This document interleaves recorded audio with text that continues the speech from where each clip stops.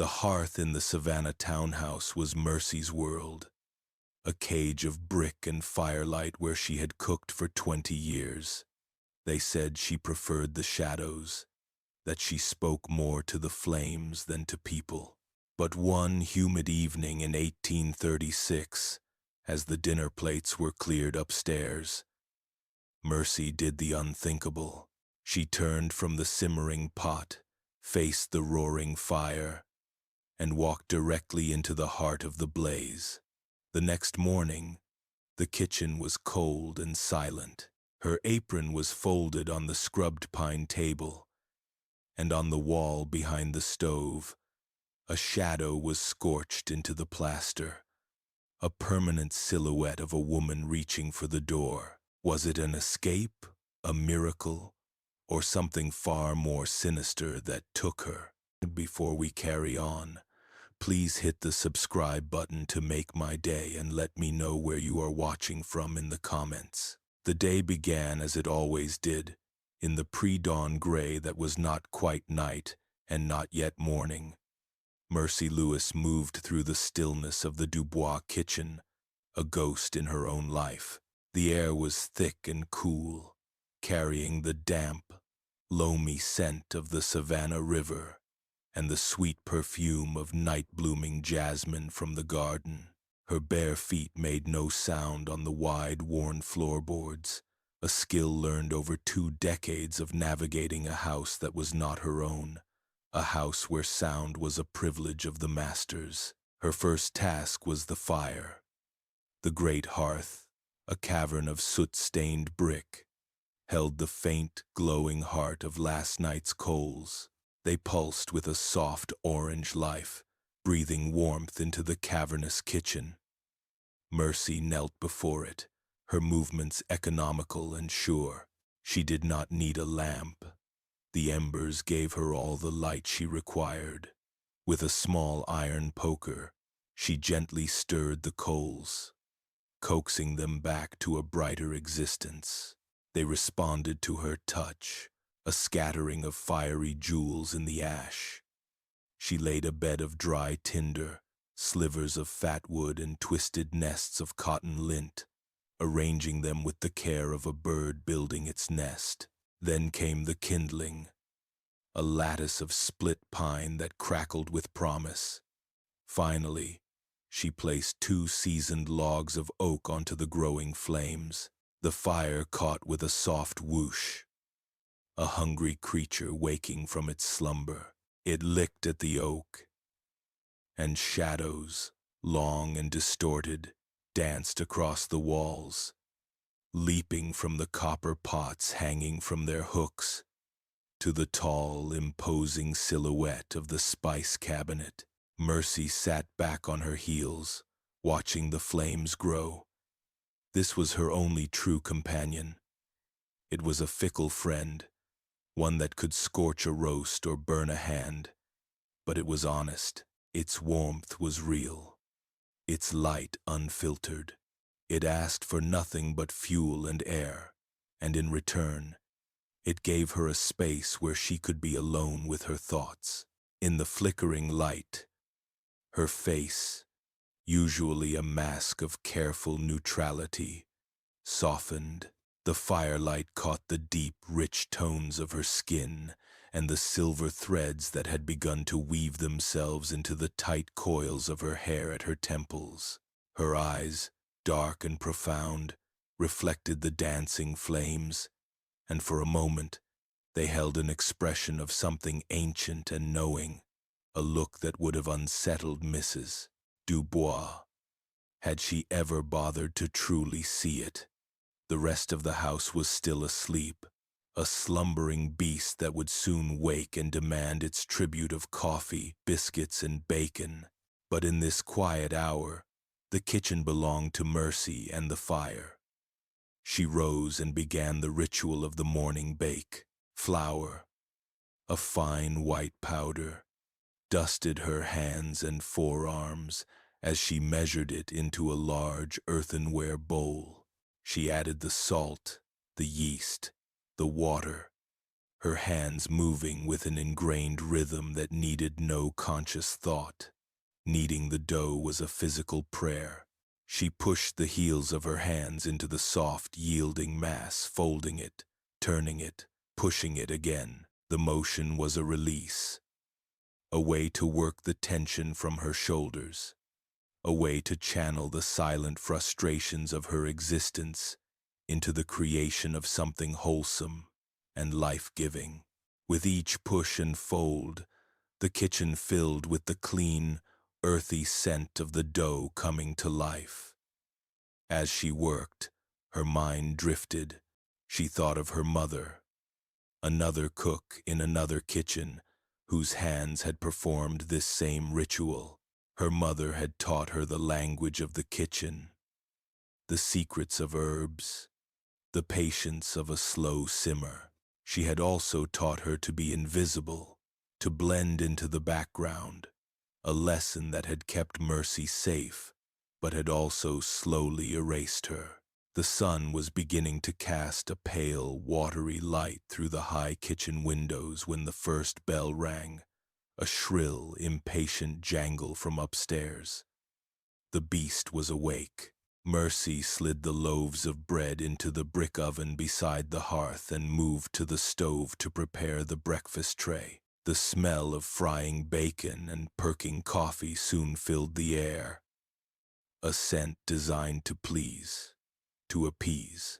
When the tray was ready, laden with crisp bacon, fluffy eggs, a pot of steaming coffee, and a plate of her warm, fresh biscuits, she handed it to Delia, the young housemaid whose fear of the masters was a palpable thing. Delia's hands trembled as she took the heavy silver tray. "He's in a temper this morning," she whispered, her eyes wide. "Mr. Dubois. He was shouting about cotton prices." Mercy simply nodded. She had learned long ago that the tempers of the house flowed from the master's study and seeped into every corner, souring the milk and curdling the mood. Her job was to provide a buffer, a comforting meal to soothe the savage beast. She did not offer words of comfort to Delia. Words were dangerous currency in this house. Instead, she turned back to her fire, her sanctuary. Later that morning, Mrs. Dubois swept into the kitchen, a whirlwind of silk and disapproval. She was a tall, thin woman whose face seemed permanently pinched, as if from a bad smell. She carried a small, leather-bound book where she planned her menus, her campaigns in the domestic war for social standing. "Mercy," she said, her voice sharp and clipped. She did not look at Mercy, but at the row of gleaming copper pots. "We are having guests for dinner. The Alstons. It is imperative that everything be perfect." She tapped the book with a long, pale finger. "We will start with the terrapin soup. Your soup, I must admit, is the only reason Mr. Alston agrees to dine with us. Then, a roasted goose, with the apricot stuffing, and for dessert, the lemon chess pie." She finally deigned to look at Mercy, her gaze cold and assessing. "Can you manage that?" It was not a question. It was a command, a reminder of Mercy's place. "Yes, ma'am," Mercy said, her voice low and even, a calm sea that betrayed none of the currents beneath. Mrs. Dubois sniffed, a small bird-like motion. "See that you do. The Alstons are of great importance. A successful dinner could mean a great deal for Mr. Dubois' new shipping venture." She turned to leave, her silk dress rustling like dry leaves. At the door she paused. "And Mercy, try to be less present. Your lurking in the shadows can be so unsettling to the guests when they catch a glimpse of you." With that, she was gone, leaving behind the faint, cloying scent of lavender water and the heavy weight of her expectations. Mercy stood motionless for a long moment, her hands clenched into fists at her sides. less present. She was a ghost in her own life, and still, it was not enough. They wanted her to fade completely, to become nothing more than the food on their table. A slow, hot anger, familiar and potent, rose in her chest. She took a deep breath, held it, and then let it out slowly, turning the anger into fuel. She would cook them a meal they would never forget. She would pour her skill, her knowledge, her very essence into the food. It was her art, her power, the one thing they could not take from her. The terrapin soup was a complex, delicate thing, a recipe passed down from her grandmother. It required patience and a precise understanding of flavor. As she cleaned the terrapins, her hands moving with surgical precision, she thought of her grandmother's stories, whispered late at night in the slave quarters of a plantation long since sold off. Stories of the old country, of Africa, where fire was not just for cooking, but for magic, where the flames could open a door between worlds, a passage for the spirits. The fire sees you, child, her grandmother had said, her voice a dry rustle like leaves. It knows your heart. If your heart is pure and your need is great, it will show you the way home. Mercy had been a child then, and the stories were just stories. But as the years had passed, as her world had shrunk to the confines of this kitchen, the stories had taken root in her mind. She found herself watching the fire, not just as a cook, but as a student, learning its moods, its colors, its secrets. The goose was a masterpiece of culinary engineering. She stuffed it with a fragrant mixture of apricots, breadcrumbs, and herbs, trussed it tightly, and set it to roast on a spit in the hearth. The fire, now a roaring inferno, enveloped the bird, its intense heat crisping the skin to a perfect golden brown, while keeping the meat succulent and tender. The sound of the fat dripping and sizzling in the pan below was a rhythmic counterpoint to the crackle of the logs. The kitchen grew hot, an oven within an oven. Sweat beaded on Mercy's brow and trickled down her back, but she barely noticed. She was in her element, a conductor orchestrating a symphony of heat and flavor. The air was thick with the rich aroma of roasting goose, the sharp, sweet scent of lemons from the pie, and the deep, savory notes of the simmering soup. It was a smell that spoke of wealth, of abundance, of a life far removed from her own. Yet, she was its creator. She was the source of their pleasure, the invisible engine of their comfort. The thought brought a bitter smile to her lips. As the sun began to set, casting long, dramatic shadows across the kitchen floor, the house began to stir with the preparations for the evening. Delia rushed in and out, her face flushed with anxiety, to set the grand dining table. The clink of silver and crystal was a distant, alien sound. Mercy worked on, her focus absolute. She strained the soup, whipped the cream for the pie, and arranged the side dishes with an artist's eye for color and form. Finally, it was time. The goose, glistening and majestic, was placed on a silver platter. The soup was ladled into a fine porcelain tureen. The pies, golden and perfect, cooled on the windowsill. Mercy watched as Delia and another servant carried the feast out of the kitchen, a procession of offerings to the gods upstairs. And then, she was alone. The kitchen, which had been a hive of frantic activity, fell silent. The only sounds were the gentle hiss and pop of the fire as it began to die down and the distant murmur of voices and laughter from the dining room. The work was not over. There were mountains of pots and pans to scrub, but for a moment, Mercy allowed herself to rest. She sat on the small stool she kept in the corner, the one place in the kitchen that was truly hers. The heat from the hearth washed over her, a comforting blanket. She closed her eyes, listening to the fire's song. It was a different song now, a low, crooning lullaby. The roaring inferno had softened into a deep, pulsating glow. The flames were no longer yellow and orange, but a mesmerizing, liquid blue and violet at their base, rising to a soft, incandescent white. It was beautiful, more beautiful than any sunset or garden. It was alive. Her grandmother's words echoed in her mind. The fire sees you. It knows your heart. What was in her heart?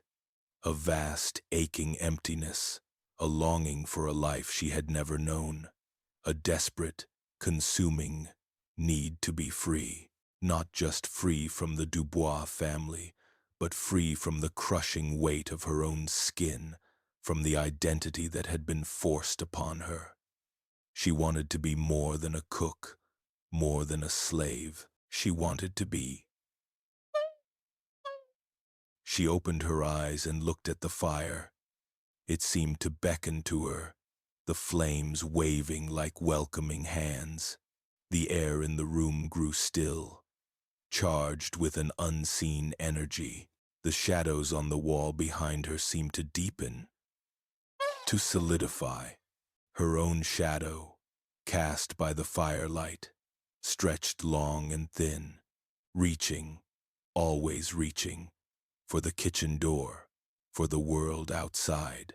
Slowly, deliberately, Mercy rose from her stool. She walked to the scrubbed pine table and untied her apron, the symbol of her servitude.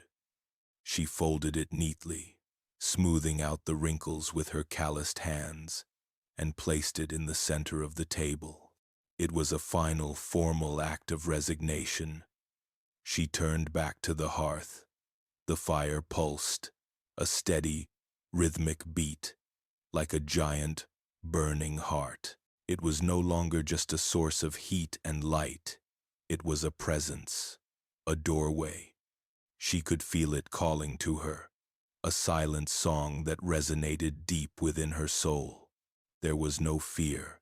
The fear had been burned out of her long ago, replaced by a quiet, unshakable resolve. She took one step, her bare foot landing softly on the warm stones of the hearth. The heat was intense, but it did not burn. It was a welcoming warmth, an embrace. She took another step, and then another, moving into the heart of the firelight. The light enveloped her, a blinding, brilliant white that erased the world. For a fleeting second, she saw not flames but stars, a swirling galaxy of infinite possibility. The murmur of the dinner party faded away, replaced by a sound like rushing wind, like 1,000 whispered voices speaking a language she had always known but never understood. Her shadow, thrown into sharp relief against the wall, stretched its arms towards the door one last time. And then, as Mercy was consumed by the light, it was seared into the plaster, a permanent, silent testament to the cook who walked out of the kitchen and into the fire. The kitchen was a tomb of cold air and silence. Delia, her small frame wrapped in a thin shawl against the pre-dawn chill, pushed the door open and hesitated on the threshold. The familiar, comforting warmth that should have greeted her was absent. The great hearth, which was always the living, breathing heart of the house at this hour, was a black, empty mouth, a deeper cold, one that had nothing to do with the temperature, prickled the skin on her arms. The air was unnervingly still, holding none of the usual sense of Mercy's morning ritual. No hint of yeast or coffee, no ghost of last night's roasted goose. It smelled only of stone and old ash. "Mercy?" Delia whispered, her voice barely a sound in the cavernous room. She took a tentative step inside, her bare feet shrinking from the cold floorboards. The silence that answered her was profound, a heavy blanket that smothered sound. She called again, a little louder this time, her voice trembling. "Mercy, are you here?" There was no reply. Delia's heart began to beat a frantic rhythm against her ribs. Mercy was always here. She was as constant as the sunrise, a fixed point in the chaotic world of the Dubois household. Delia moved further into the room, her eyes scanning the familiar shadows. Everything was in its place. The copper pots hanging in a neat row, the spice cabinet standing tall and silent. But on the scrubbed pine table in the center of the room, something was different. A small, neatly folded square of white linen sat directly in the middle of the vast wooden surface. It was Mercy's apron. Delia stared at it, a knot of dread tightening in her stomach. Mercy never took her apron off until the last pot was scrubbed and the kitchen was put to bed for the night. To see it folded so precisely, so deliberately, felt like a statement, a finality that Delia could not comprehend. A wave of panic seized her. The masters would be waking soon. The bells would start their incessant ringing, and there was no fire, no coffee, no breakfast. The thought of Mrs. Dubois' wrath was enough to make her physically shake. With fumbling hands, Delia knelt at the hearth. She had seen Mercy perform this task 1,000 times, but her own fingers felt clumsy and useless. She scraped at the ashes, searching for a single lingering ember, a spark of life to rekindle. There was nothing. The ashes were cold and fine, like dust from a grave. She began to build the fire from scratch. Her movements hurried and panicked. The tinder wouldn't catch. The kindling sputtered and died. Tears of frustration and fear welled in her eyes. As she worked, the first weak light of dawn began to filter through the high kitchen windows, painting the room in shades of gray and silver. The new light crept across the floor and up the far wall, the wall behind the stove where Mercy spent so much of her time. And then Delia saw it. She froze, the piece of kindling falling from her numb fingers. It was a shadow, but it was unlike any shadow she had ever seen. It was not a trick of the new morning light. It was not a smudge of soot. It was a shape burned into the very plaster of the wall. A deep, permanent charcoal gray against the pale white. It was the silhouette of a woman, unmistakably Mercy, her form captured in a moment of movement. Her head was turned slightly, her arm outstretched, her fingers reaching for the kitchen door. It was a gesture of longing, of departure, of escape. Delia scrambled backwards, a choked gasp escaping her lips. She walked away from the hearth, her eyes fixed on the terrifying, impossible image on the wall, the folded apron on the table, the cold hearth, the silent, empty room. It all coalesced into a truth so horrifying, so unnatural, that her mind refused to accept it. She opened her mouth and a scream, thin and reedy at first, then rising in pitch and volume, tore through the oppressive silence of the house. The scream shattered the morning calm. Upstairs, Eleanor Dubois stirred in her four-poster bed, her first thought one of pure annoyance. The servants were becoming intolerably clumsy. She sat up, pulling a silk robe around her thin shoulders, prepared to descend the stairs and deliver a sharp, cutting reprimand. But then came another scream, followed by the sound of running feet and a babble of panicked voices. With a sigh of exasperation, she lit a lamp and made her way out of the bedroom. She found Delia in the upstairs hall, hysterical, her words a jumble of nonsense about fire and shadows. "Control yourself, girl," Mrs. Dubois snapped, her voice like a whip crack. "What is the meaning of this commotion?" Another servant, a lanky boy named Cato, pointed a trembling finger towards the kitchen stairs. "It's Mercy, ma'am. She's gone. And the kitchen. There's something wrong with the kitchen." Gone? The word was an inconvenience, an irritation. Mrs. Dubois swept down the stairs, her mind already calculating the disruption to her day. A new cook would have to be found. The routine would be shattered. It was simply infuriating. She entered the kitchen, her lips pursed, ready to confront the source of the problem. But the sight that greeted her stopped her cold. The unnatural chill in the air was the first thing she noticed. Then, the dead hearth. Her gaze fell upon the folded apron on the table, a stark white square in the gloomy light. Her eyes narrowed. This was not the behavior of a runaway. This was something else. Something orderly and unsettling. "What is this?" she demanded, her voice losing some of its sharp edge. Delia, who had followed her down, could only point a shaking hand at the wall behind the stove. Mrs. Dubois turned. Her eyes, accustomed to finding fault in every corner, scanned the wall. At first, she saw nothing but plaster. Then, as her eyes adjusted to the dimness, the shape began to emerge.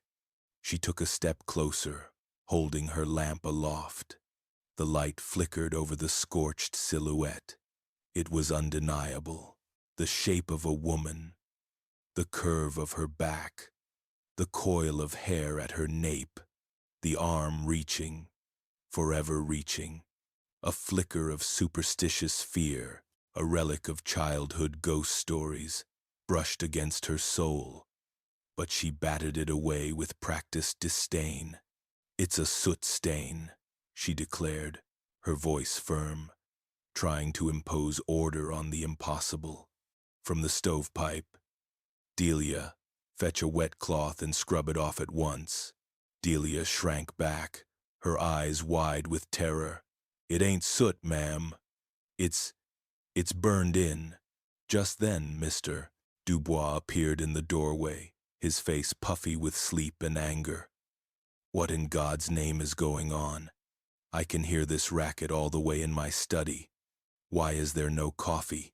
His gaze followed his wife's to the wall, and his blustering anger fell away, replaced by a stunned, slack-jawed silence.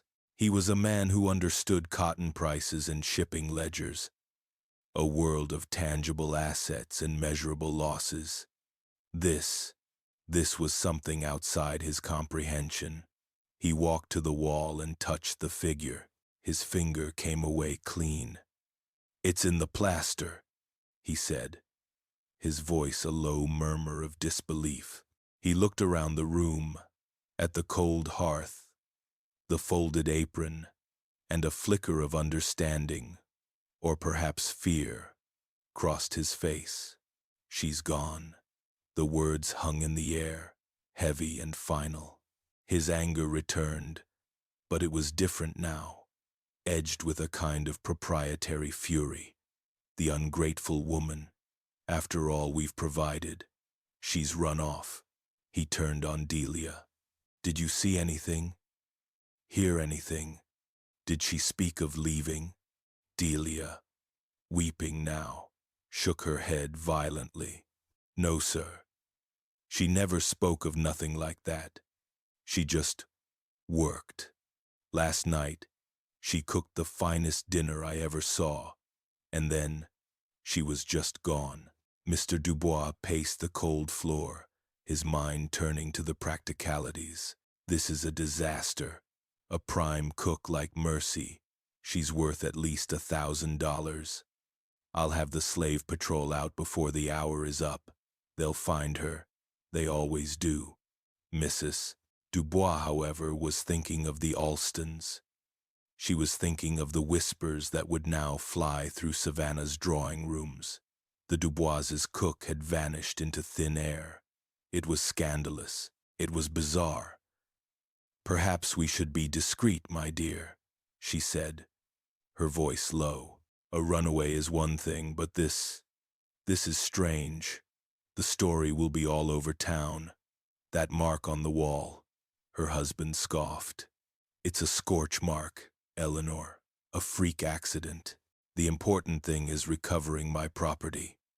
He stormed out of the kitchen, shouting for Cato to fetch his boots, his voice echoing with the urgent need to reclaim what was his. Mrs. Dubois was left alone in the cold room, her gaze fixed on the silent figure on the wall.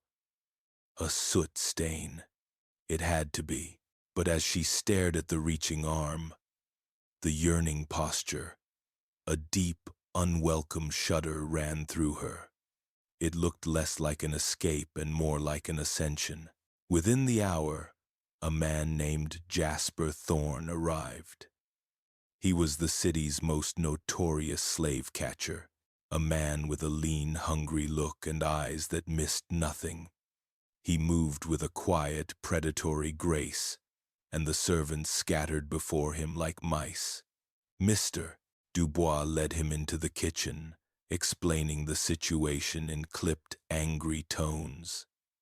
Jasper listened patiently, his gaze sweeping over the room, taking in every detail.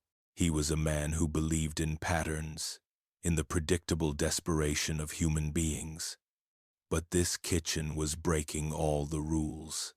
He walked over to the table and picked up the folded apron, feeling the worn linen between his thumb and forefinger. "Runaways don't usually tidy up," he said, his voice a dry rasp. "They take what they can carry and they go. They don't fold their aprons." He dropped it back on the table and turned his attention to the hearth. He knelt and ran his fingers through the cold ashes. "Fire's been out for hours.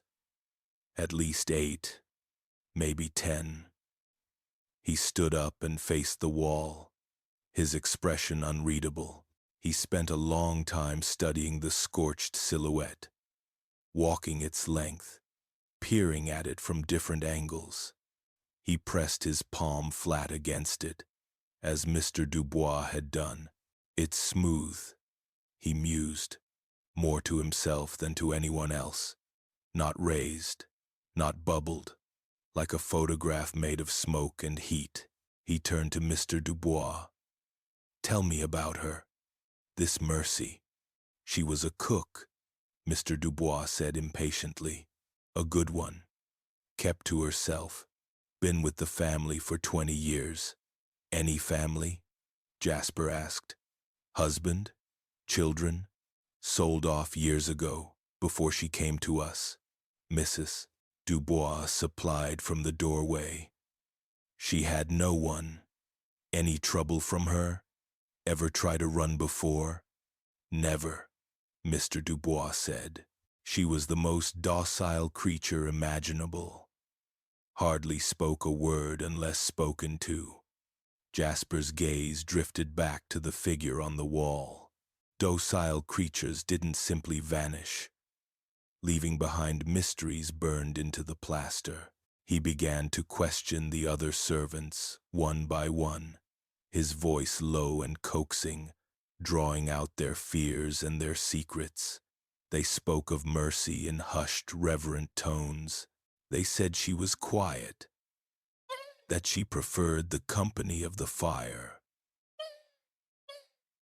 An old groom, his face a road map of wrinkles, mentioned her grandmother. Her people had stories, he mumbled, avoiding Jasper's sharp gaze.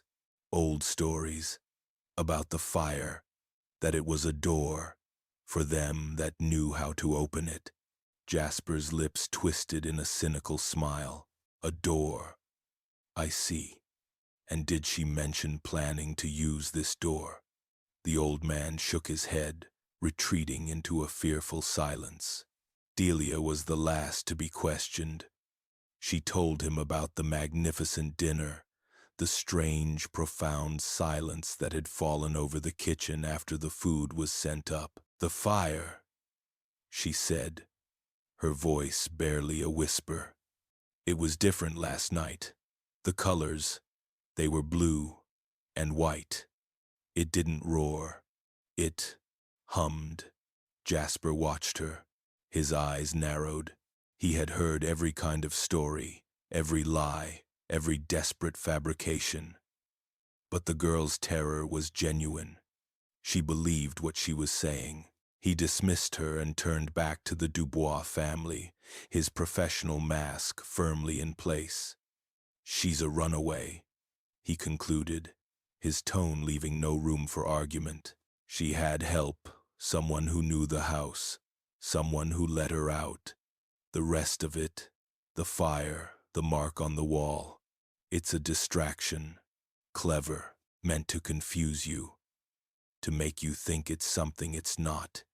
He assured Mr. Dubois he would have posters printed, that his men would search every corner of Savannah and the surrounding swamps. He presented his bill for the initial consultation, a sum that made Mr. Dubois flinch. In the days that followed, the Dubois household was a place of strained, unhappy chaos. A new cook was hired, a sullen woman whose biscuits were heavy and whose temper was short. The kitchen, once a place of warmth and sublime aromas, now felt like a cold, haunted space. Mrs.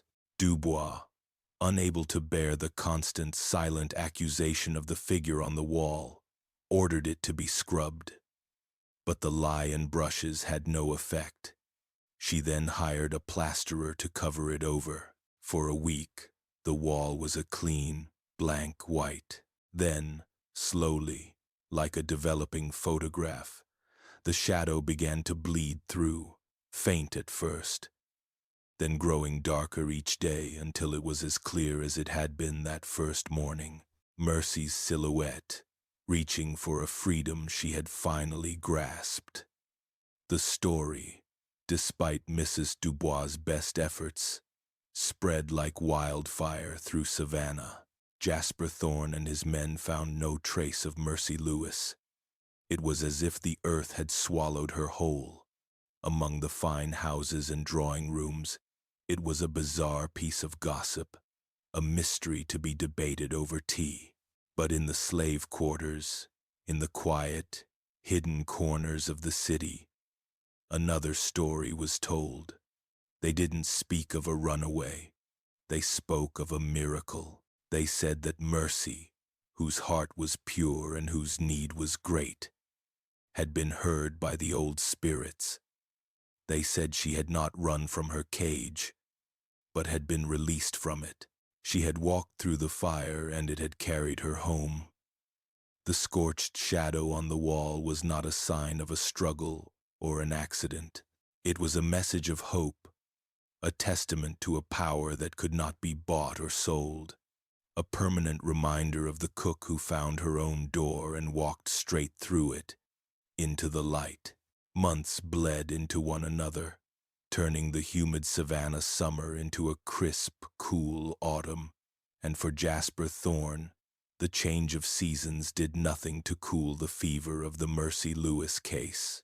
It had become a stone in his shoe, a constant, irritating presence that chafed with every step he took. His formidable reputation, built on a foundation of ruthless efficiency and the grim certainty of capture, was cracking. The whispers followed him through the taverns and markets. The story of the cook who vanished had become his story, too. The one case the infallible Thorne could not close. He had exhausted every conventional avenue, His men had scoured the swamps until the cypress knees and stagnant waters became a recurring nightmare. They had questioned informants from the bustling docks to the sprawling cotton fields and had turned up nothing. Not a footprint, not a whisper, not a single soul who had seen a woman matching Mercy's description. It was as if she had stepped off the face of the earth, leaving behind only a scorch mark and $1,000 bounty that hung in the air like a mocking ghost. One evening, unable to rest, the silence of his own rooms pressing in on him, he found himself drawn back to the Dubois townhouse. He didn't bother with the grand front door. Instead, slipping through the back gate like a wraith, his presence announced only by the sharp crunch of a dry leaf under his boot. The house was dark, save for a single lonely lamp burning in an upstairs window, a beacon in a sea of gloom. The kitchen, however, was a void. He let himself in, the lock yielding to his tools with a soft, practiced click. The cold in the room was immediate and profound, a damp cellar-like chill that had nothing to do with the autumn air outside. His lantern cast a pool of nervous, dancing light, illuminating the familiar scene, the row of pots hanging like sleeping bats, the great, dead hearth, and the wall. The silhouette was still there, a defiant stain against the plaster. Mrs. Dubois had tried to paint over it. He'd heard from gossiping servants, but the shadow had simply reclaimed its territory, bleeding through the fresh paint like an old wound refusing to heal. He stood before it for a long time, the lantern held high, its light glinting off the sweat on his brow. He was a man of logic, of cause and effect. People ran, they hid, they were caught. They did not sublimate into smoke and plaster. He remembered the old groom's words, the mumbled story about a door, a fire door to another place. Superstitious nonsense, he had told himself 100 times. Yet, here was the evidence. A permanent impossibility that mocked his worldly knowledge. He thought of Delia's description of the fire on that last night. The humming sound, the ethereal blue and white flames. He dismissed it as the fantasy of a terrified girl, but the image had lodged in his mind, a splinter of doubt that festered. He ran a hand over his tired, unshaven face. His professional frustration was curdling into something else, something deeper and more personal, an obsession that gnawed at the edges of his pragmatic worldview. He had to know. It was no longer about the money, or even his reputation. It was for himself, to prove that the world still operated on the principles he understood, that it had not suddenly tilted into madness. His investigation took a new, unorthodox turn. He began frequenting the hidden places of Savannah, the back, alley taverns, and clandestine praise houses where the city's enslaved and free black populations gathered. He didn't come as a hunter with cold eyes and a ready whip, but as a listener, a seeker.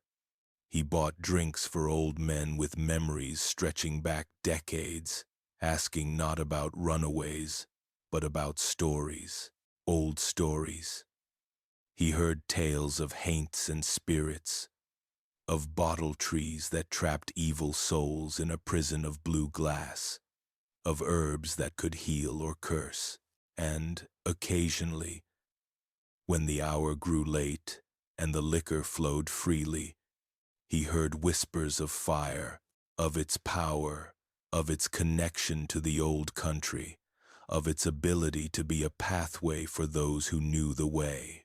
The stories were fragmented, veiled in metaphor and fear, but they all circled a central, unbelievable theme, that for those with the right knowledge and the right heart, Fire was not an element of destruction, but of passage.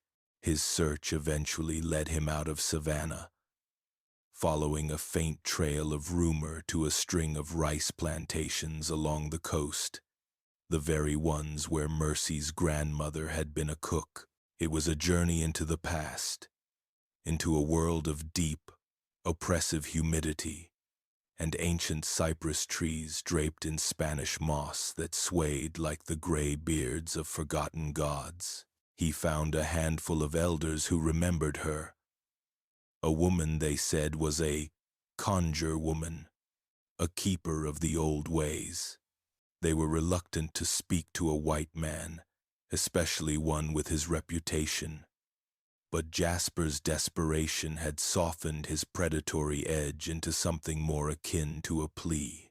He was no longer a threat.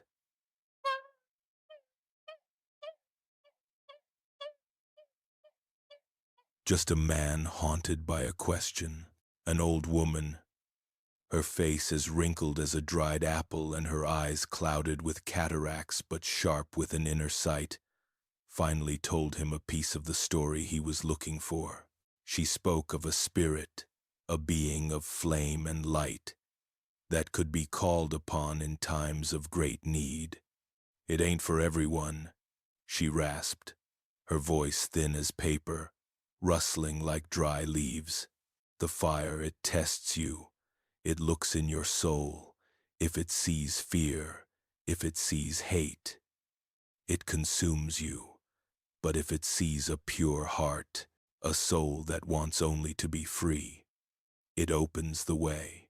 She taught him a line from a song, a simple, haunting melody in a language he didn't understand. A song, she said, was used to call the spirit. It was a fool's errand, a chase after folklore and shadows. But as he rode back to Savannah, the strange, melancholy tune on his lips, he knew it was all he had. While Jasper Thorne chased ghosts through the low country, the Dubois household crumbled from within. The departure of Mercy was not merely an inconvenience. It was the removal of a vital organ, and the house, once a symbol of their rising status in Savannah society, began to sicken and die. The new cook, a woman named Agnes, ruled the kitchen with a greasy ladle and a perpetually sour expression. Her food was bland and often burned, a constant, unappetizing reminder of what they had lost. The rich, complex aromas of roasting goose and lemon chess pie that had once defined their home were replaced by the acrid smell of scorched bacon and simmering resentment. Invitations to the Dubois dinner parties, once highly coveted, were now politely, and sometimes hastily, declined.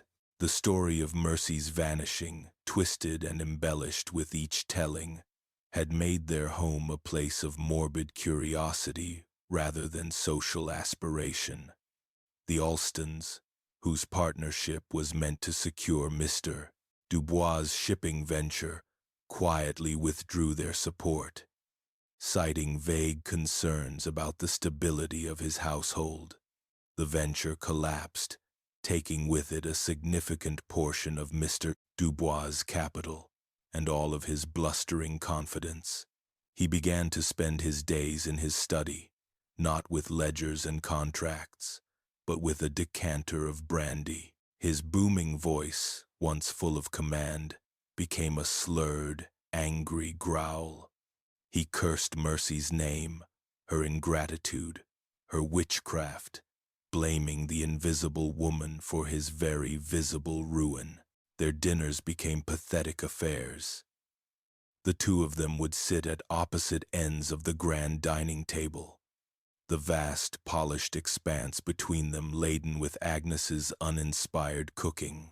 The silence would be broken only by the clink of Mr. Dubois' glass as he refilled it, and the sound of his wife's fork scraping listlessly against her plate. Mrs. Dubois, however, was engaged in a more intimate battle. Her war was with the silhouette. After the painter's work failed and the shadow returned, a new, more desperate phase of her obsession began.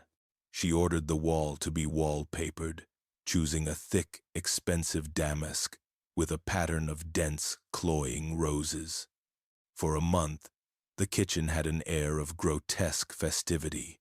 Then, a faint discoloration appeared on the paper, a smudge of gray that slowly, inexorably, resolved itself into the familiar shape of a woman reaching for the door. The roses of the wallpaper seemed to wilt and brown around the edges of the silhouette, as if scorched by a heat no one could feel. Her sanity, already a fragile construct, began to fray. She would be found in the kitchen at all hours, sometimes scrubbing at the wall with a frantic, useless energy, other times simply staring at it, her expression a mixture of hatred and a strange, fearful reverence. She started talking to it, her voice a conspiratorial whisper in the cold, empty room. "What do you want from me?" She would ask the silent shape in the pre-dawn chill. "I gave you a home.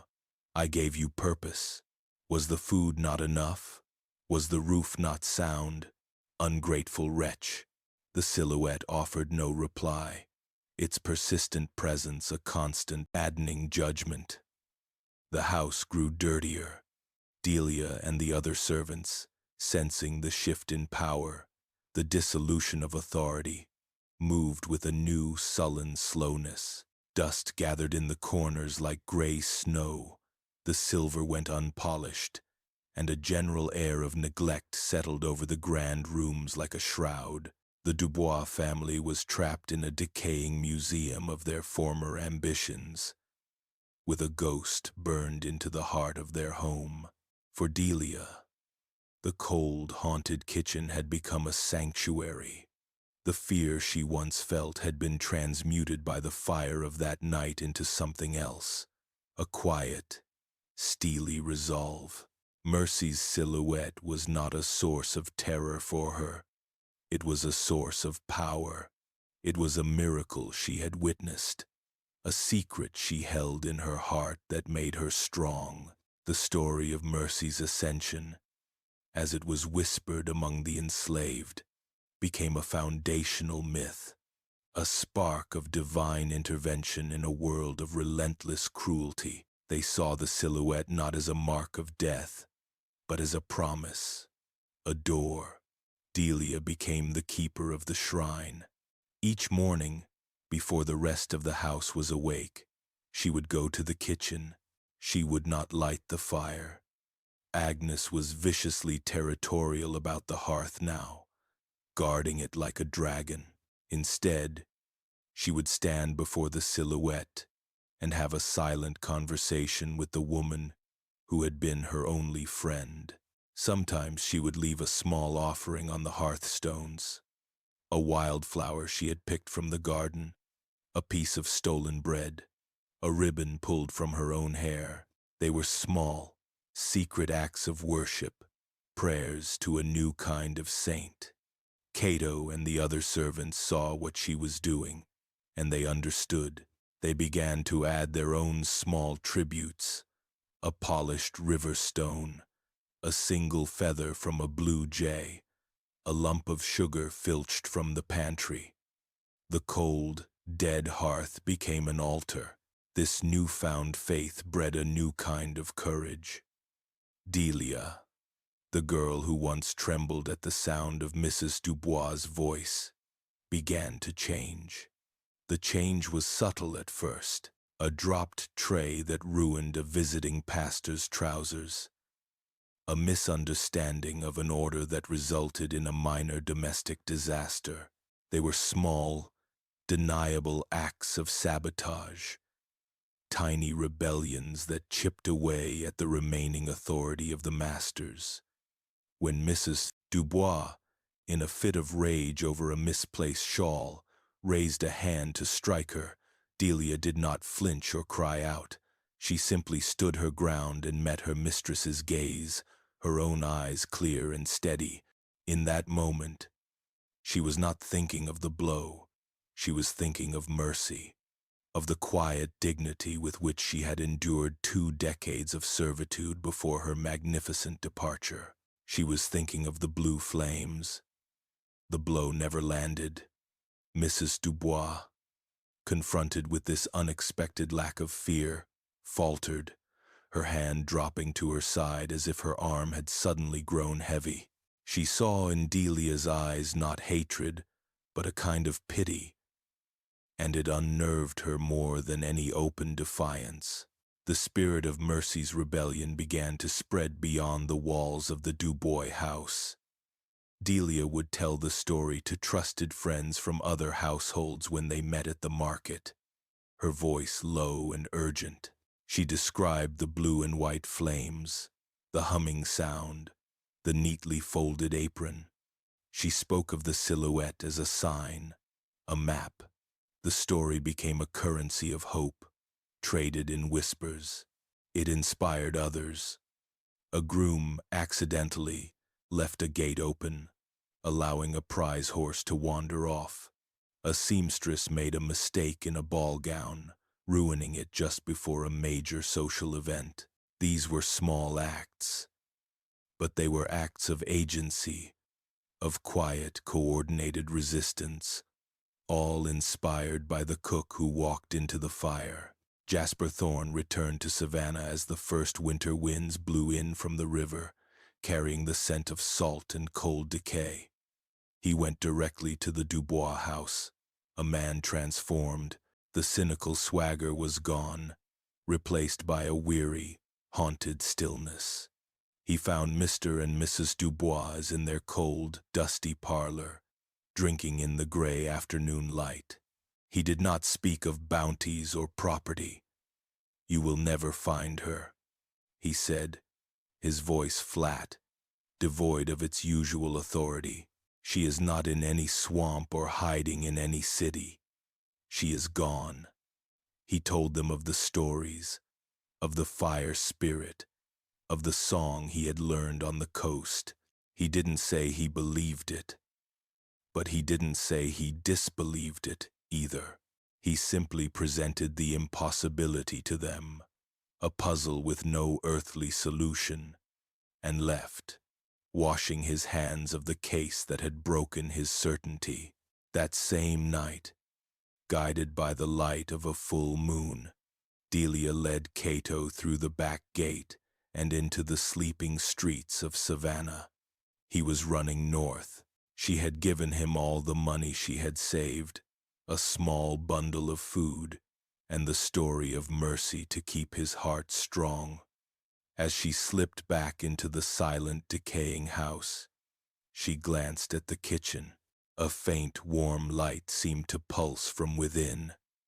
For just a moment, before vanishing, the masters were in their parlor, trapped with their ghosts and their ruin. But in the heart of the house, the firelight had passed its torch. The winter that followed Cato's departure was a season of profound and silent transformation within the decaying walls of the Dubois townhouse. For Delia, the act of rebellion, of actively participating in another's freedom, had ignited a fire within her that burned away the last vestiges of her girlhood fear. The faint, pulsing light she had witnessed in the kitchen on the night of Cato's escape became a secret, personal affirmation, a sign from mercy that the path she had chosen was the correct one. She moved through the increasingly squalid and neglected rooms of the house, not as a servant cowering from the wrath of her masters, but as a custodian of a sacred trust. The house was their prison, but it was her temple. The dust that settled on the fine furniture, the tarnish that crept over the silver, the weeds that choked the once manicured garden, all seemed to Delia to be the physical manifestation of a righteous decay, the slow, inevitable crumbling of a corrupt and hollow foundation. Jasper Thorne, meanwhile, found himself adrift in a world he no longer recognized. He had officially closed the Mercy Lewis file, returning the portion of his fee that Mr. Dubois had not already drunk away, an act of professional capitulation that sent ripples of shock through Savannah's circles of power. But closing the file did not close the question in his soul. The mystery of mercy had unmoored him from the solid ground of logic and fact, setting him on a strange, obsessive sea of folklore and superstition. He returned to the coastal plantations, not with the authority of a slave catcher, but with the humility of a supplicant. He sought out the elders, the ones with the long memories, and this time he did not ask questions. He simply listened. He sat for hours on rickety porches, swatting away mosquitoes as they spoke in low, gullah-inflected tones of the old ways, of the spirits that resided in the water, the trees, and the fire. He learned that the fire spirit was not a single entity, but a force, a current of power that connected their world to the one their ancestors had been stolen from. It was a dangerous and fickle power, one that demanded respect and a specific kind of courage. It was not the courage of a warrior, but the courage of a soul stripped bare of all pretense, all anger, all fear. It required a heart so empty of the world's burdens that it became a vessel for the fire's light. He held the song the old woman had taught him like a fragile key, humming the haunting, alien melody to himself as he walked the lonely beaches at night. One evening, under a sky littered with a billion cold, distant stars, he decided to act. He built a small, neat pyre of driftwood on the sand, far from any prying eyes. He did not build it as he would a campfire for warmth or cooking, but with the ritualistic care he had seen in the eyes of the elders as they described it. He laid the wood in a spiral. A pattern he had heard was important, and in the center, he placed a single, perfect sand dollar he had found, a small, white offering to a power he could not name. As darkness consumed the last vestiges of twilight, he lit the fire. It caught quickly, the dry wood crackling and spitting sparks into the salty air. He sat before it, cross-legged in the sand, and began to sing the song. His voice was rough and uncertain at first, a stark contrast to the smooth, liquid melody he had heard from the old woman. But he persisted, singing it over and over, letting the rhythm of the waves and the crackle of the flames guide him. He closed his eyes and tried to empty his mind, to find that state of pure, unburdened being the stories described.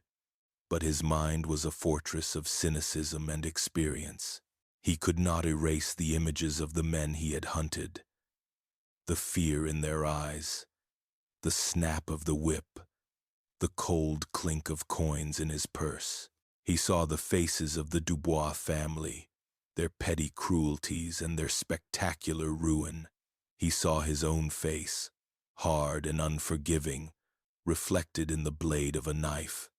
The fire did not show him a doorway. It showed him himself. He opened his eyes.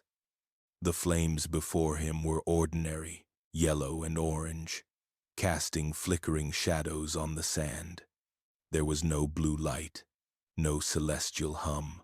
There was only the smell of burning wood and the vast, indifferent darkness of the ocean. A profound sense of failure washed over him, colder than the sea spray on his face. He understood then. The fire had tested him, and it had found him wanting. His heart was not pure. It was a ledger of sins, a catalogue of violence. The door was not for him. He was, and always would be, on this side of the fire, a guardian of the cage, not a passenger on the wind. He sat there until the fire burned down to a pile of glowing embers, a mirror of the cold hearth in the Dubois kitchen.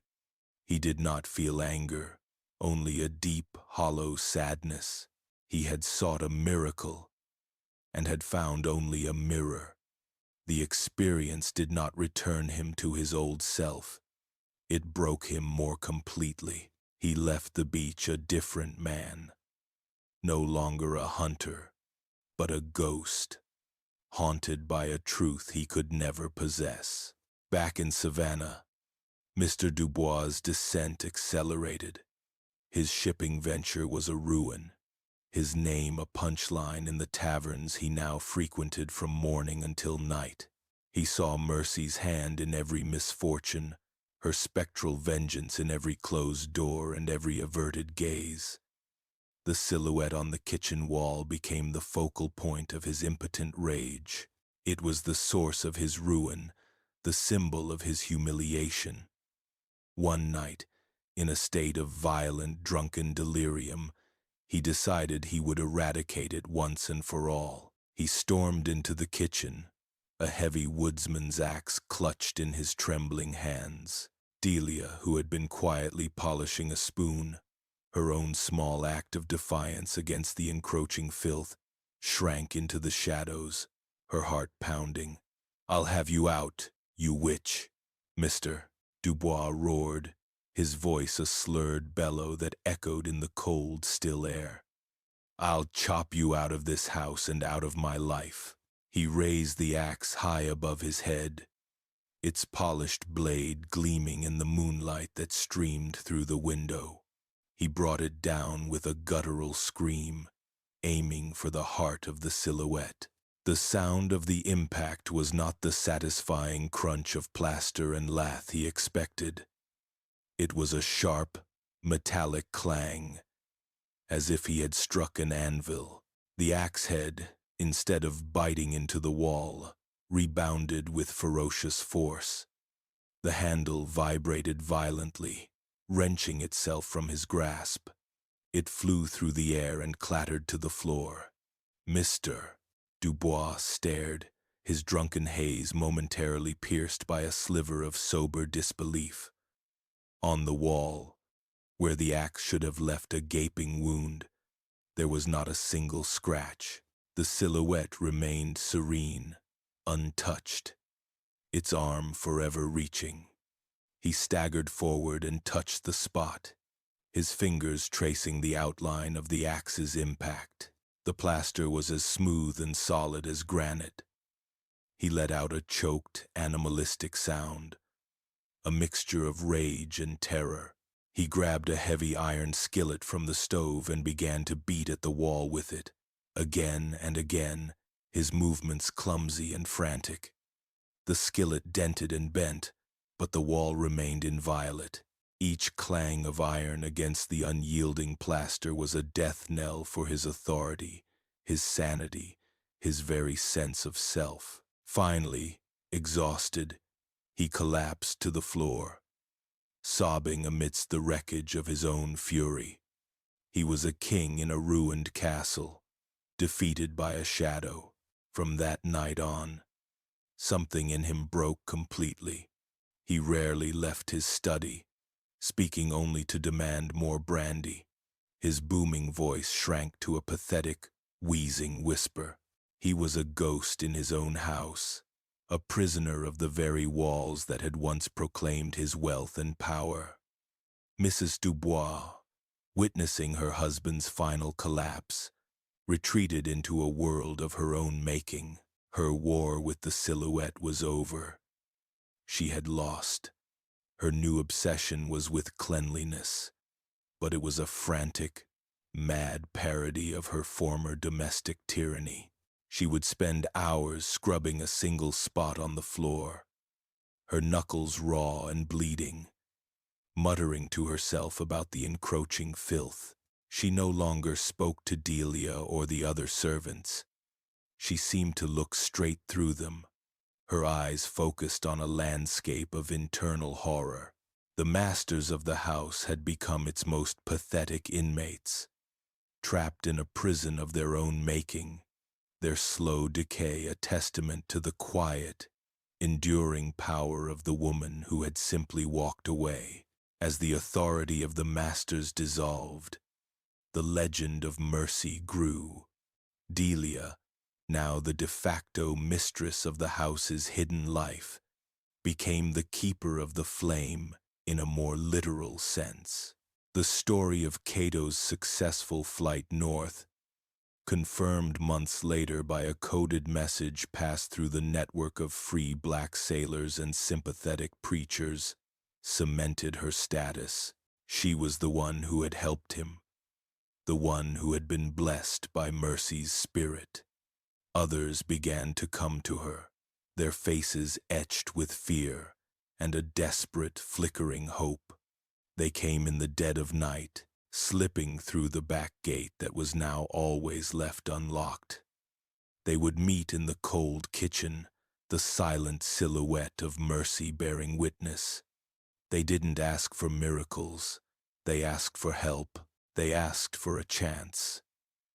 Delia, with a wisdom and courage she never knew she possessed, began to organize. She used her position at the market to gather information, to learn the schedules of the slave patrols, to identify the safe houses run by Quakers and other abolitionists on the edge of town. The small offerings left at the hearth became a fund, a collection of stolen coins, trinkets, and food to help finance these journeys to freedom. The kitchen of the Dubois townhouse, once a symbol of oppression, had become the first station on a new secret railroad, with Mercy as its patron saint and Delia as its unlikely conductor. One afternoon, as Delia was haggling for vegetables at the city market, a familiar figure emerged from the crowd. It was Jasper Thorne. He looked older, his face was thinner, and the predatory sharpness in his eyes had been replaced by a deep, weary sadness. He did not approach her with any authority, but with the hesitant air of a stranger. "Delia," he said, his voice a low rasp. She met his gaze without fear, her hand tightening on her market basket. "Mr. Thorne," she replied, her tone cool and even.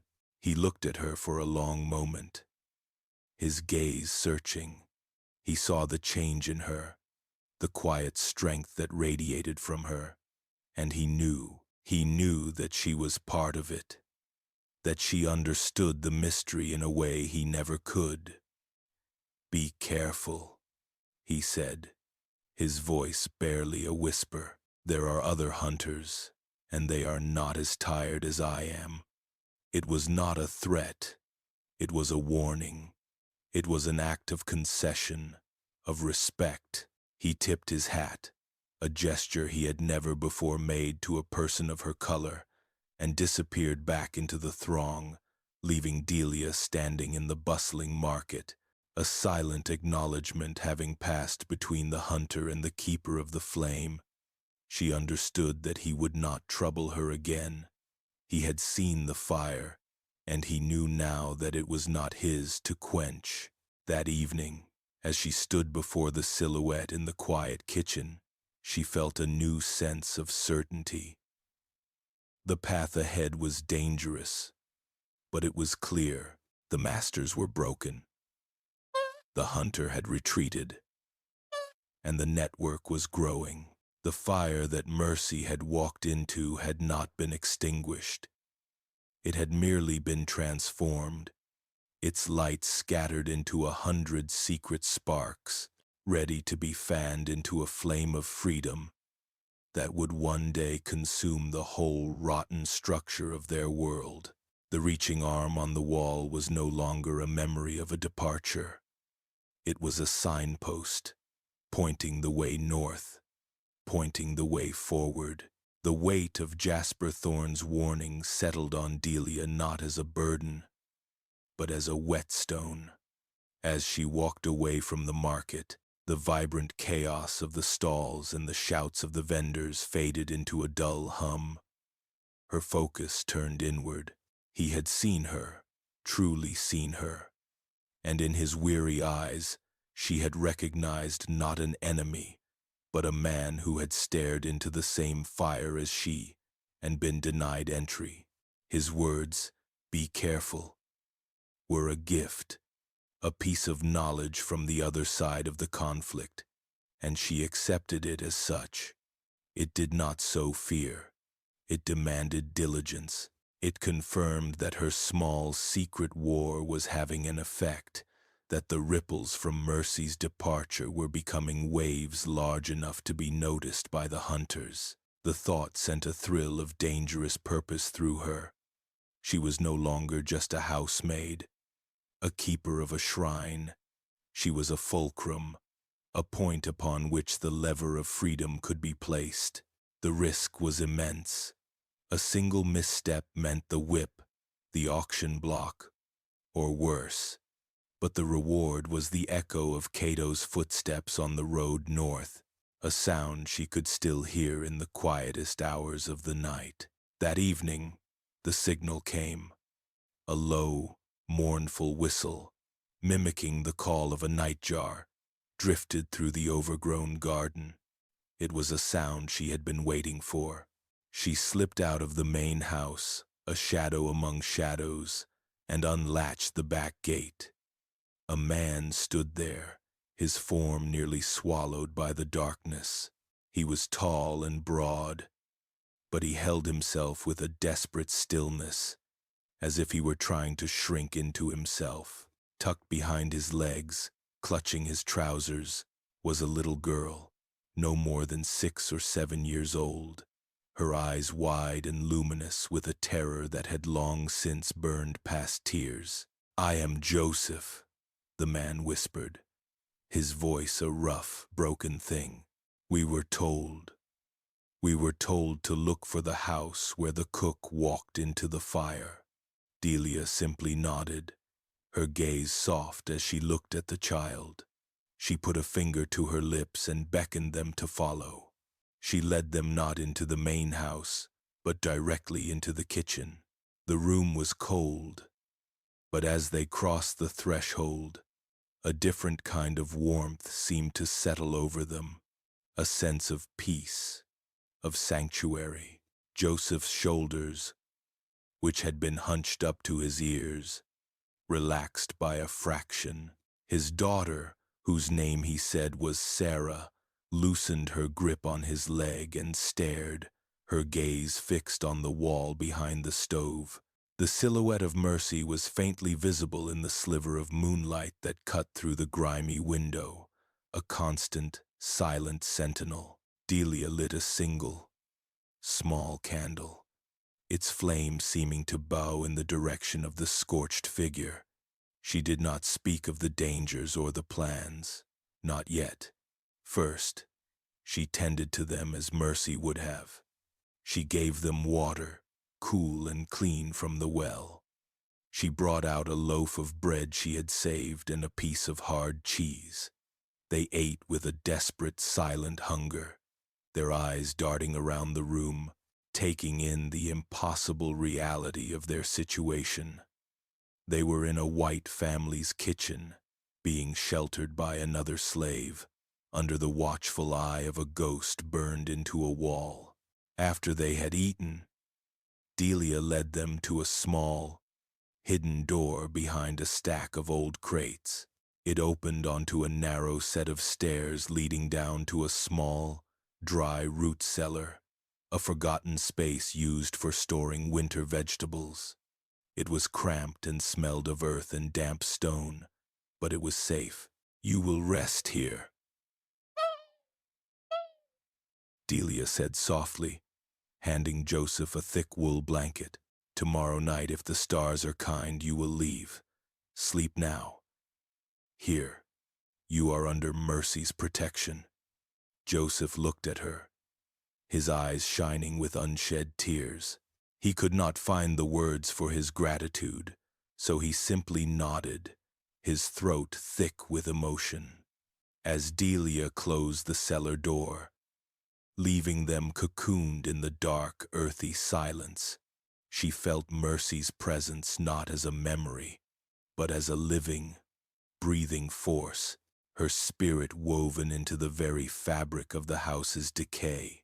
The next day was a study in contrasts, the secret, hopeful life of the cellar hidden beneath the open, rotting despair of the house above. Mr.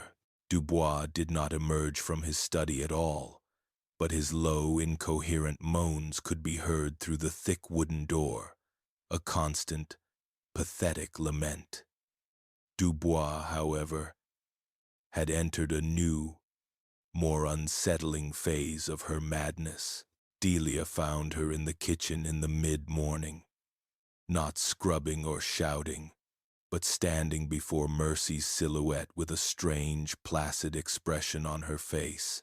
In her hand, she held one of her silver combs, its teeth inlaid with mother of pearl. With a slow, deliberate movement, she reached out and tucked the comb into a small crack in the plaster near the base of the silhouette, as if she were placing a flower in a woman's hair. "There now, Mrs." Dubois whispered to the wall, her voice unnervingly sweet. "That's pretty, isn't it? You always did like pretty things, didn't you, Mercy?" She patted the wall gently, a gesture that was both affectionate and deeply disturbing.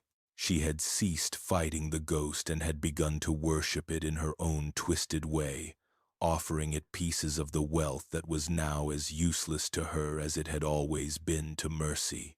She was trying to appease the spirit, to buy its forgiveness with the trinkets of a life that had brought her nothing but ruin. Delia watched from the doorway, a cold knot of pity and revulsion tightening in her stomach. The mistress of the house had become a slave to a shadow, making offerings at an altar she could never understand. That night, the air grew tense. A storm was rolling in from the coast, the sky a bruised, heavy purple. Delia saw it as a good omen. The wind and rain would help cover their tracks. She had arranged for Joseph and Sarah to be met by a free black fisherman named Peter, who would hide them on his boat and take them up the coast to a Quaker settlement. The plan was simple, but every step was fraught with peril. As darkness fell, she went to the cellar. She found Joseph holding his daughter, whispering a story to her to keep her calm. Delia's heart ached for them. She gave them a small bundle containing food, a little money from the hearth fund, and a strip of red cloth. "Give this to Peter," she instructed Joseph. "It is the sign." He nodded, his face a mask of grim determination.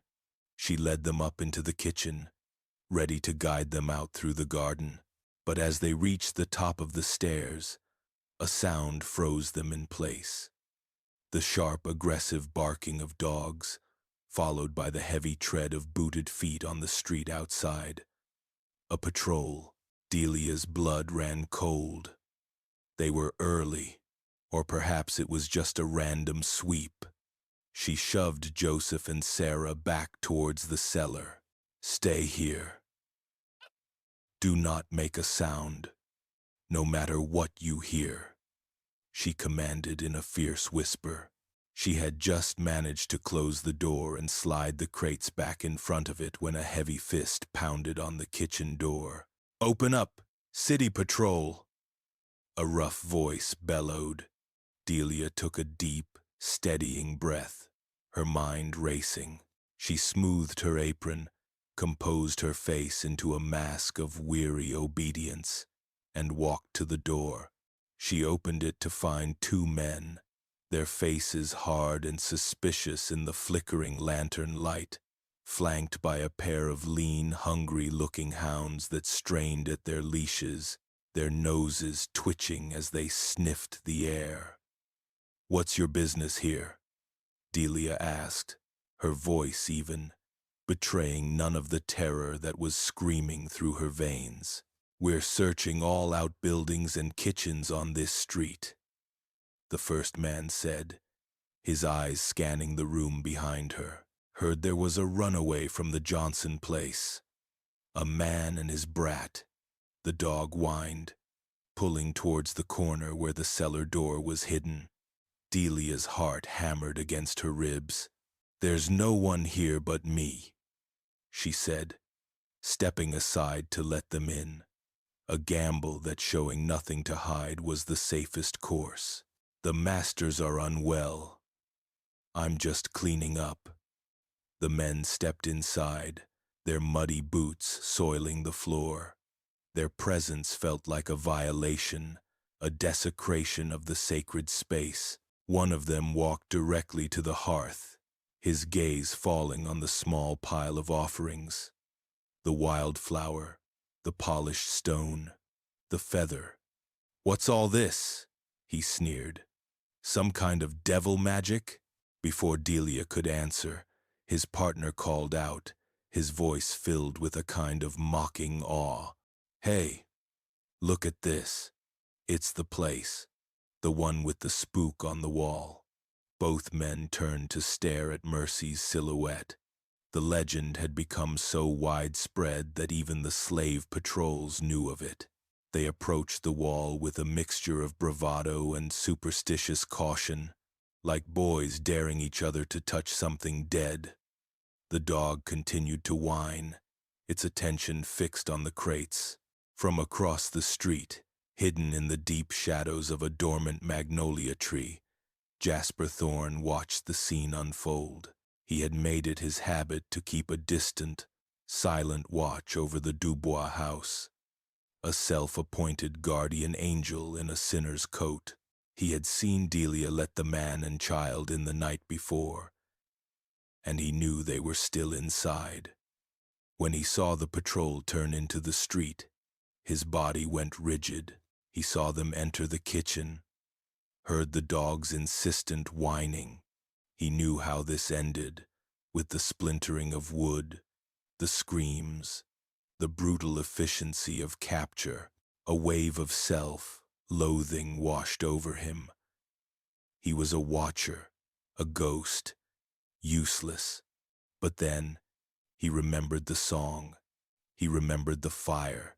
He could not open the door, but perhaps he could cause a distraction. It was a desperate, foolish idea, acting on pure instinct. He slipped from the shadows and moved silently down the street, away from the house. He found a loose pile of bricks next to a wall under construction. He picked one up, its weight familiar and grim in his hand. With a grunt, he hurled it high into the air, sending it crashing through the window of a darkened shop 2 doors down. The sound of shattering glass was explosive in the night stillness, followed by the immediate, furious clang of a security bell. Inside the kitchen, the 2 patrolmen jumped at the sound. "What the hell was that?" one of them exclaimed. The dogs erupted into a frenzy of barking, now directed down the street. The men exchanged a look. A potential runaway was one thing, but a brazen burglary in progress was a more immediate and profitable concern. "Forget this haunted house," the leader said, already moving towards the door. "Let's go." They stormed out of the kitchen, dragging their dogs behind them, their boots thundering down the street towards the sound of the alarm. Delia stood motionless, her body trembling with the aftermath of terror. She listened until the sound of the patrol faded completely, replaced by the rising wind of the coming storm. She did not know where the sound had come from. She only knew that it was a deliverance. She looked at the silhouette on the wall, and in the flickering candlelight, she could have sworn the reaching arm was raised a little higher, a gesture of triumph. She hurried to the cellar and opened the door. Joseph and Sarah were huddled together, their faces pale with fear. "It's time," Delia said, her voice shaking but firm. "The way is clear." She led them out into the garden just as the first fat drops of rain began to fall. She pointed them towards the river, towards the flickering light of Peter's boat, a tiny star of hope in the vast, stormy darkness. As they disappeared into the night, Delia stood in the rain, letting it wash over her, cleansing the fear and leaving only a cold, hard certainty. The game had changed. The hunters were getting closer.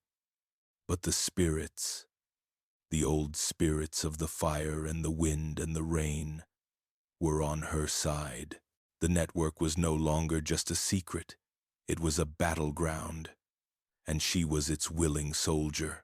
The storm broke in earnest as the last sight of Joseph and Sarah was swallowed by the churning darkness. The rain came down in thick driving sheets, a biblical deluge that washed the grime from the air and turned the dusty streets of Savannah into shallow, rushing rivers. Delia did not run for cover. She stood in the center of the overgrown garden, her face turned up to the sky, letting the cold, clean water plaster her thin dress to her skin and stream down her face like 1,000 tears. But she was not weeping. This was not a baptism of sorrow. It was one of fury and resolve. The close call with the patrol had stripped away the last of her naivete. She understood now that what she was doing was not just a secret. It was a war. And the enemy was not just the abstract notion of slavery, but the specific, sweating, booted men with their hungry dogs and their casual cruelty, the mysterious shattering of glass. The sudden alarm that had drawn the patrol away felt like a direct intervention. She did not know its source, whether it was the ghost of mercy bending the world to her will, or a human hand acting in silent concert with her cause. But the distinction hardly mattered. It was a sign, a confirmation that she was not alone in her fight. The universe, it seemed, was beginning to take her side. She returned to the kitchen, dripping water onto the stone floor, her body chilled but her spirit ablaze. The candle she had left guttered in the draught, its small flame dancing wildly. She stood before the silhouette, her silhouette, their silhouette, and saw it not as a memory but as a map, a declaration of intent. Mercy had not just escaped, she had shown the way. She had opened a door and challenged others to be brave enough to walk through it. In that moment, Delia made a new vow, a silent one that resonated deeper than any spoken word. She would not just help the desperate who found their way to her door. She would seek them out. She would build a road in the darkness. She would become a shepherd in a world of wolves. Spring arrived, and with it, the final pathetic collapse of the House of Dubois. The creditors, who had been circling like vultures, finally descended. They were polite, somber men in dark suits, but their politeness was a mask for the grim business of dismantling a life. They inventoried the furniture, the silver, the paintings, their calm voices a stark contrast to the mad, whispered ramblings of Mrs. Dubois, who followed them from room to room, clutching a tarnished silver teapot as if it were her last-born child. Mr. Dubois was not present. His descent had ended a month prior in a fit of delirium, his body finally succumbing to the poison he had poured into it for years. He died not in his grand bed, but on the floor of his study, his face pressed against a priceless Persian rug, his last sight the dust bunnies gathering in the corner. Mrs. Dubois was allowed to remain in the house until the auction, a ghost rattling around in the empty shell of her former glory. Her mind had completely fractured. She spent her days in the kitchen, which the creditors had deemed worthless and left untouched. She held long, one-sided conversations with the silhouette on the wall, sometimes scolding it, sometimes pleading with it, sometimes decorating it with the few remaining trinkets she had managed to hide. She would polish the wall with a silk scarf, her movements tender and reverent. She had become the high priestess of her own ruin, worshipping the icon of the woman whose quiet defiance had brought it all to pass. Delia watched her with a profound and weary sadness.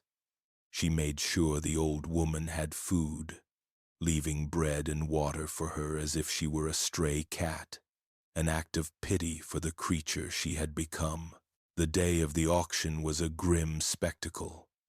The fine people of Savannah, who had once clamored for invitations to the Dubois parties, now came to pick over the bones of their life. They bought the four-poster bed, the crystal glasses, the grand piano, their whispers a mixture of pity and morbid satisfaction. When the house itself was sold for a fraction of its former value to a cotton merchant with a large family and no patience for ghosts, Mrs.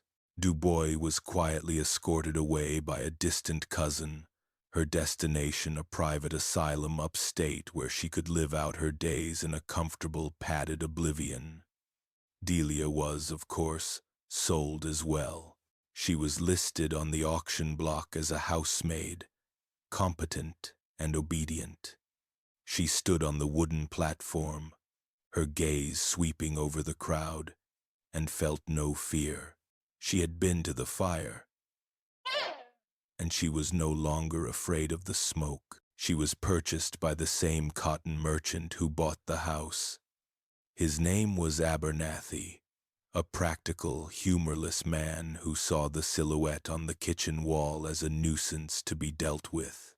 On his first day in the house, he brought in a team of workmen with hammers and chisels. "I want that wall taken down and rebuilt," he commanded. "I'll not have my kitchen haunted by Negro superstitions." Delia watched as the men set to their work. They struck the wall with their heavy tools, and just as it had with Mr. Dubois's axe, the plaster refused to yield. Their chisels broke, their hammer blows rang with a dull metallic thud, and the silhouette remained, serene and untouched. After an hour of fruitless, frustrating labor, the foreman, a burly man with sweat pouring down his face, threw down his hammer in disgust. "It's no use, Mr. Abernathy," he said, his voice edged with superstitious fear. "That wall ain't natural. It's like trying to break solid iron." Abernathy, a man who believed in profit and loss, not spirits, was furious, but he was also a practical man. He had the wall covered with a thick layer of wooden paneling, entombing Mercy's shadow in a prison of pine. He thought he had solved the problem, but Mercy was not so easily silenced. A week later, the smell began. It was a faint, sweet smell, like roasting apricots and baking bread, that emanated from the new wooden wall. It filled the kitchen, a ghostly aroma of a feast that was never cooked. Mrs. Abernathy, a nervous woman with a sensitive nose, complained endlessly. The Abernathy children claimed they heard humming coming from the wall at night. Within a month, the new paneling began to discolor. A dark stain, shaped like a reaching arm, began to bleed through the wood. A permanent ghost refusing to be exorcised. The Abernathy family, unnerved and unhappy, sold the house at a loss 6 months later. The story was now cemented in Savannah legend. The house on the square was not just haunted. It was possessed by the spirit of a cook who would not leave. Through all of this, Delia remained. She was part of the property, passed from one owner to the next. But her true allegiance was to the network. Her position within the house gave her an unparalleled advantage. She became the invisible center of a growing web of resistance. She used the house's constant state of flux, the endless parade of new owners and workmen, as cover. The root cellar became a regular stop on the journey north. Peter the fisherman became her most trusted lieutenant, his boat a ferry to freedom. The Hearth Fund, fed by the secret donations of enslaved people from across the city, grew. They were no longer just helping individuals. They were moving whole families. Delia learned to read and write, taught in secret by a free black preacher who saw the divine spark in her work. She learned to read maps, to forge travel passes, to create codes. The quiet housemaid had become a general in a secret war. One evening, a package arrived for her, left on the back step by a person unseen. There was no name, no message, just a heavy canvas roll. She took it to her small room and unrolled it. It was a detailed map of the patrol routes for the entire coastal region, marked with schedules and watch posts. Tucked inside was a small leather pouch containing a handful of gold coins. There was no note, but Delia knew, with a certainty that settled deep in her bones, who it was from. Jasper Thorne. It was his final act of penance, his contribution from the other side of the wall. He could not join her in the fire, but he could give her a map to navigate its edges. She burned the map in her small lamp, committing it to memory, and added the gold coins to the fund. She sent a prayer of thanks into the night, not to God, but to a tired, broken man who had chosen, in his own way, to serve the light. Years passed. The house on the square changed hands again and again, but no one ever stayed long. The legend of the cook's ghost was too strong. Eventually, it was abandoned altogether, left to decay, its windows boarded up, its garden a riot of weeds. But it was not empty. It had become the secret heart of the rebellion, a community center for the enslaved, a planning room for the network, a sanctuary known only to those who knew to look for the house where the cook walked into the fire. Delia, now a woman in her middle years, her face lined with the gravity of her work but her eyes bright with purpose, was its keeper.